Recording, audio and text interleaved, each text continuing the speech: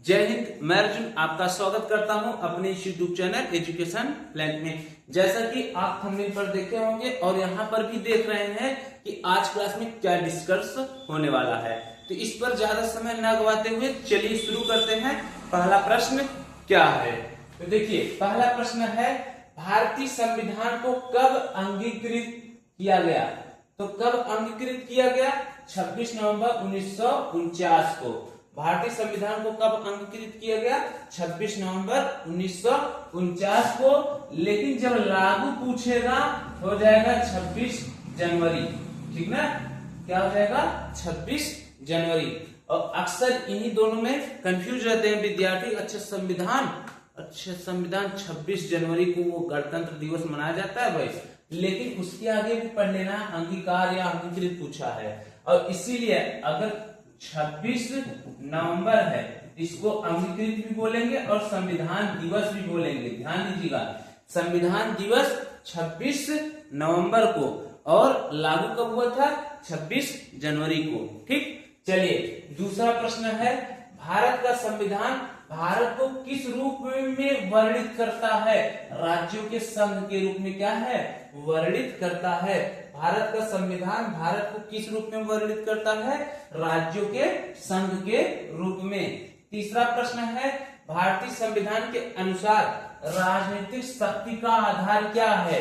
तो भारतीय संविधान के अनुसार राजनीतिक शक्ति का अधिकार किसके पास है? भारत की जनता के पास है। इसका यह कहने का मतलब है, जो IAS PCS ये सब होते हैं ना, ये क्या है? ये एक सर्वेंट हैं। ठीक ना, किसके? जनता के। सबसे बड़ी शक्ति किसके पास होती है?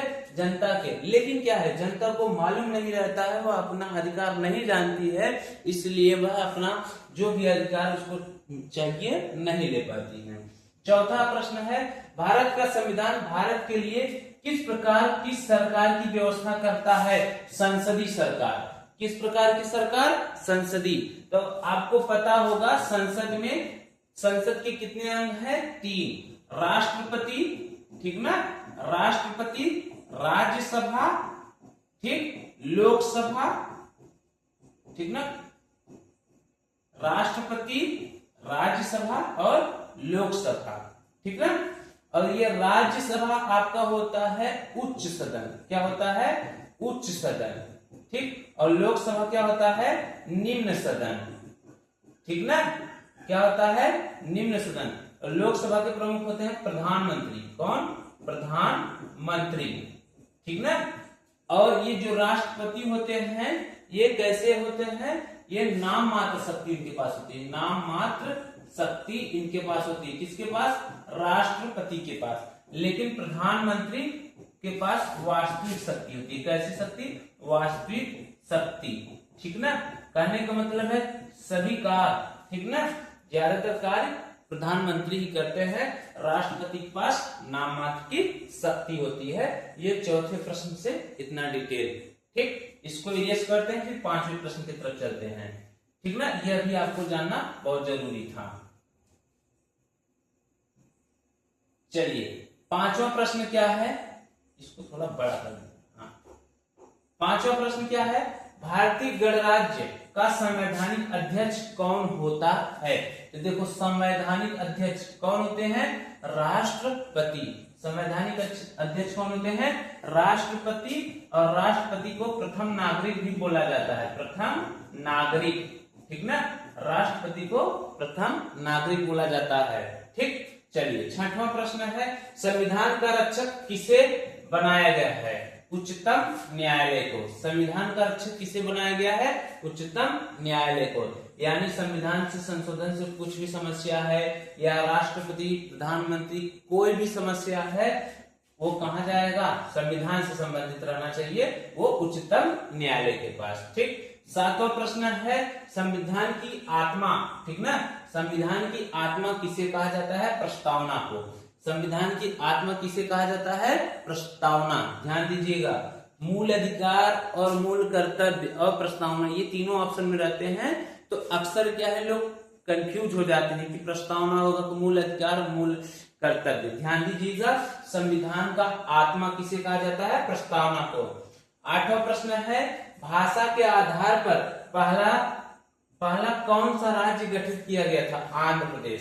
ठीक ना, ये भाषा के आधार पर गठित करने वाले राज्य कौन है? पहला नंबर पर आंध्र प्रदेश। ठीक, 9वां है दादरा और नगर हवेली भारत में शामिल करने से पहले उपनिवेशक थे। ये मतलब जब शामिल नहीं थे दादरा और नगर हवेली, तो ये किसके अधीन थे? पुर्तगाल के अधीन थे। किसके अधीन? पुर्तगाल। और आपको पता होगा पुर्तगाल के एक फेमस व्यक्ति थे वास्को डी गामा। कौन थे? Vasco D gamma. ठीक ना, ये भी पूछता है अक्सर।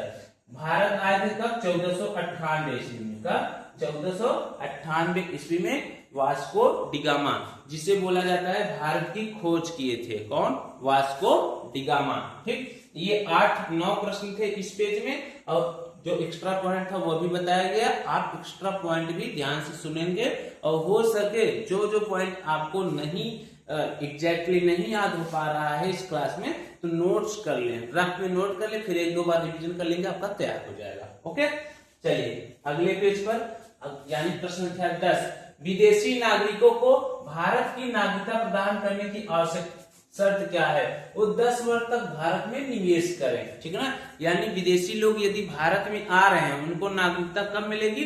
यदि वह 10 वर्ष तक भारत में रह रहे हैं। ठीक, 11वां प्रश्न है, भारत में किस राज्य के लोगों को दोहरी नागरिकता प्राप्त? जम्मू कश्मीर। ठीक ना, ठीक ना, ये पुरानी डाटा है इसलिए जम्मू कश्मीर दिखा रहा है दोहरी नागरिकता। जब से ये 370 ये 35 से हटा है, ठीक ना, ये वाला प्रश्न, ये दोहरी नागरिकता की कहानी खत्म हो गई। ठीक, 12 नंबर देखते हैं, मौलिक अधिकार कितने हैं? 6 थे। ठीक ना, कितने मौलिक अधिकार? 6 है। ठीक, 13 नंबर प्रश्न देखते हैं, संविधान के कितने मूल कर्तव्यों का उल्लेख किया गया है? संविधान में के नहीं, संविधान में। ठीक ना, संविधान में कितने मूल कर्तव्य उल्लेखित हैं? 11। कितने? 11। ठीक ना, चलिए आगे और देखो, मूल अधिकार और मूल कर्तव्य ये कहां से लिए गए हैं? ये भी पूछता है। ठीक ना, तो मूल अधिकार, ठीक, मैं एक्स्ट्रा में बता दे रहा हूं, ध्यान दीजिएगा। मूल अधिकार और मूल कर्तव्य। ठीक, मूल कर्तव्य आपका रूस से लिया गया। क्या? रूस के संविधान। और मूल अधिकार कहां से लिया गया है? अमेरिका। ठीक ना, कहां से लिया गया है? अमेरिका से।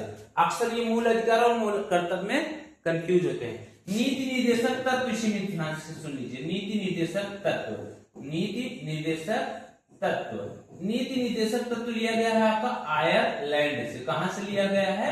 आयरलैंड से। ठीक ना, और संसदीय प्रणाली, संसदीय प्रणाली, ठीक, संसदीय प्रणाली आपका लिया गया है ब्रिटेन से। कहां से लिया गया है? ब्रिटेन से। ठीक, संविधान संशोधन, ठीक, संविधान संशोधन, ठीक ना, संविधान संशोधन लिया गया है आपका दक्षिण अफ्रीका से। कहां से लिया गया है? दक्षिण अफ्रीका से। ठीक ना, कहां से लिया गया है? दक्षिण अफ्रीका से। और है आपातकाल, आपातकाल कहां से लिया गया है? जर्मनी से। कहां से लिया गया है? जर्मनी से। ठीक ना, बंधुत्व, भाईचारा, ये सब कहां से लिया गया है? रूस से। सॉरी, रूस से नहीं, फ्रांस से। ठीक ना, अगर बंधुत्व भाईचारा वाली बात करेगा तो कहां से लिया गया है? फ्रांस से। यह एक्स्ट्रा में पॉइंट थे जो कि क्या है आपको पता होना चाहिए, ये सभी प्रश्न पूछे जाते हैं। ठीक, 15 नंबर प्रश्न देखते हैं, भारत का सर्वोच्च सेनापति कौन होता है? राष्ट्रपति। भारत का सर्वोच्च सेनापति कौन होता है? राष्ट्रपति होते हैं। और जैसा कि अभी जस्ट पिछले पेज में बताया, भारत के प्रथम नागरिक भी होते हैं और इनके पास नाम मात्र शक्ति होती है। ओके, चलिए 16 नंबर प्रश्न देखते हैं, संसद की स्वीकृति के पश्चात राष्ट्रपति शासन कितने दिन प्रभावी रहता है? 6 माह तक। कितने दिन? 6 माह तक। 17 प्रश्न है, सार्वजनिक धन का संरक्षण किसे कहा जाता है? किसे कहा जाता है? नियंत्रक महालेखा परीक्षक को। यानी जो सार्वजनिक धन होती है उसका संरक्षण कौन करते हैं? CAG, यानी नियंत्रक महालेखा परीक्षक। ठीक, 18 नंबर प्रश्न देखते हैं, किस राज्य की विधानसभा का कार्यकाल 6 वर्ष है? तो किस राज्य का की विधानसभा, मतलब विधानसभा का कार्यकाल कितना है? 6 वर्ष। तो जम्मू कश्मीर। किसका है? जम्मू कश्मीर। ठीक, चलिए चलते हैं अगले पेज की तरफ। तो देखिए अगला पेज क्या है? विश्व का सबसे लंबा लिखित संविधान कहाँ का है? भारत का है, ठीक ना, भारत का लिखित, देखिए यहाँ पर बोला है लिखित, और वह भी विश्व का सबसे लंबा, तो विश्व का सबसे लंबा लिखित संविधान भारतीय संविधान ही है, ठीक। 20वां नंबर, संविधान में प्रथम संशोधन कब हुआ था? संविधान में प्रथम संशोधन 1951 ईस्वी में हुआ था। संविधान में प्रथम संशोधन कब हुआ था? 1951 ईस्वी में, ठीक। आगे देखते हैं 21 नंबर प्रश्न, भारत का पहला आम बजट वाली बात कर रहा है, 1952 में किसने प्रस्तुत किया था? पीके षणमुखम शेट्टी ने। किसने? पीके षणमुखम शेट्टी ने, ठीक। 22 नंबर प्रश्न देखते हैं, भारतीय संविधान में किस अनुच्छेद को संविधान की आत्मा के नाम से जाना जाता है? अनुच्छेद 32 को। अनुच्छेद 32 को भारतीय संविधान का आत्मा कहा जाता है, ठीक। अगला है 23 नंबर, प्रधानमंत्री का सचिवालय किसके अधीन होता है? तो प्रधानमंत्री का सचिवालय गृह मंत्रालय के पास होता है। प्रधानमंत्री का सचिवालय किसके पास होता है? गृह मंत्रालय, ठीक। 24 नंबर देखते हैं, 2 बार राष्ट्रपति निर्वाचित होने वाले भारत के प्रथम राष्ट्रपति कौन है? डॉक्टर राजेंद्र प्रसाद। और एक बात ध्यान दीजिए, यहाँ पर 2 बार राष्ट्रपति पूछा है, यदि वैसे भी पूछता, ठीक ना, कि भारत के प्रथम राष्ट्रपति कौन थे? डॉक्टर राजेंद्र प्रसाद, ठीक ना, ये ध्यान दीजिएगा। 2 बार पूछा है तब भी डॉक्टर राजेंद्र प्रसाद, पहली बार पूछता या वैसे पूछता तब भी डॉक्टर राजेंद्र प्रसाद, ठीक। अगला है, भारतीय संविधान किस दिन लागू हुआ? 26 जनवरी 1950 को। इसको मैंने पहले ही पेज में बता दिया था, ठीक। भारतीय संविधान किस दिन लागू हुआ था? 26 जनवरी 1950 को। इसीलिए इस दिन इसको गणतंत्र दिवस के रूप में भी मनाते हैं, गणतंत्र दिवस, ये भी आपको ध्यान में रहना चाहिए। 26 नंबर प्रश्न है, राष्ट्रपति का अभिभाषण कौन तैयार करता है? तो यानी जो राष्ट्रपति भाषण देते हैं वो कौन तैयार करते हैं? केंद्रीय मंत्रिमंडल, ठीक ना। राष्ट्रपति का अभिभाषण कौन तैयार करते हैं? केंद्रीय मंत्रिमंडल। 27 नंबर प्रश्न है, भारत के प्रथम प्रधानमंत्री कौन थे? पंडित जवाहरलाल नेहरू। कौन? पंडित जवाहरलाल नेहरू। इन्हें बच्चे चाचा नेहरू के नाम से भी जानते हैं, ठीक ना, चाचा नेहरू। और इन्हीं के जन्मदिन के उपलक्ष्य में बाल दिवस मनाया जाता है। क्या मनाया जाता है? बाल दिवस। और बाल दिवस किस तारीख को? 14 नवंबर, ठीक ना। इन्हीं के उपलक्ष्य में बाल दिवस मनाया जाता है और बाल दिवस 14 नवंबर को है, ठीक। चलिए चलते हैं अगले पेज की तरफ। और 28 नंबर प्रश्न, 28 नंबर प्रश्न है, योजना आयोग का पदेन अध्यक्ष कौन होता है? प्रधानमंत्री। योजना आयोग का पदेन अध्यक्ष कौन होता है? प्रधानमंत्री। इसको आप ऐसे भी याद कर सकते हैं, जैसे पीएम किसान योजना, ये तो बहुत बार सुने होंगे ना। तो पीएम किसान योजना, पीएम यानी प्रधानमंत्री इस समय कौन है? मोदी जी, ठीक। तो यानी वही पीएम बोलते हैं, तो प्रधानमंत्री याद कर लीजिएगा। 29 नंबर प्रश्न है, भारत में प्रथम गैर कांग्रेसी प्रधानमंत्री कौन है? गैर कांग्रेसी, तो मोरारजी देसाई। भारत में प्रथम गैर कांग्रेसी प्रधानमंत्री कौन है? मोरारजी देसाई। और ये गैर कांग्रेसी शब्द नहीं लगेगा तो क्या हो जाएंगे? पंडित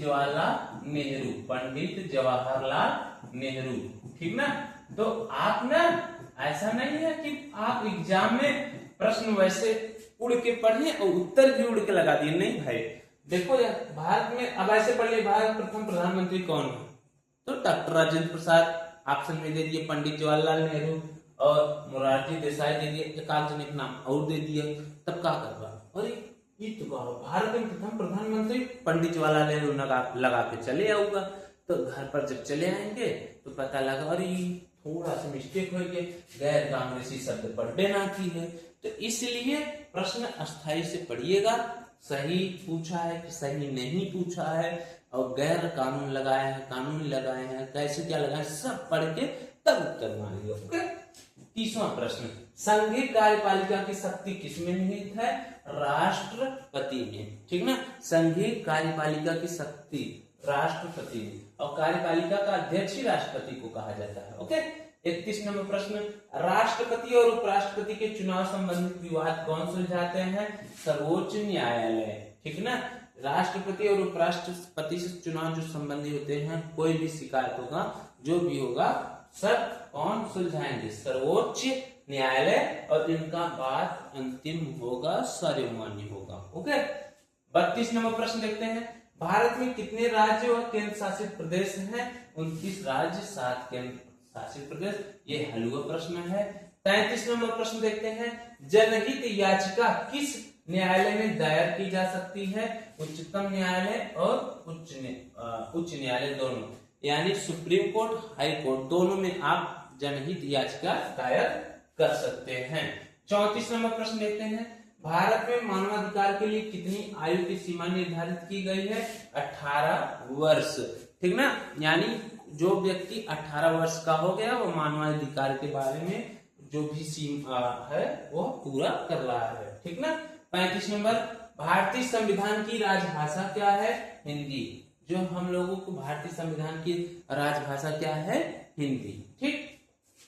36 नंबर प्रश्न, संसद के 3 सत्र कौन कौन से होते हैं? बजट सत्र, मानसून सत्र, शीतकालीन सत्र। ठीक ना, संसद के बजट कौन कौन से होते हैं? सत्र, बजट नहीं सत्र। तो बजट सत्र, मानसून सत्र, शीतकालीन सत्र। ठीक, तो ये मोस्ट इंपॉर्टेंट 36 प्रश्न थे, और 36 प्रश्न में जो एक्स्ट्रा पॉइंट था उसको भी मैं बताया, जो क्या है आपके लिए मोस्ट इंपॉर्टेंट साबित होगा। ठीक, तो आज क्लास में बस इतना ही, फिर मिलते हैं ऐसे ही धमाकेदार क्लास में, तब तक के लिए जय हिंद।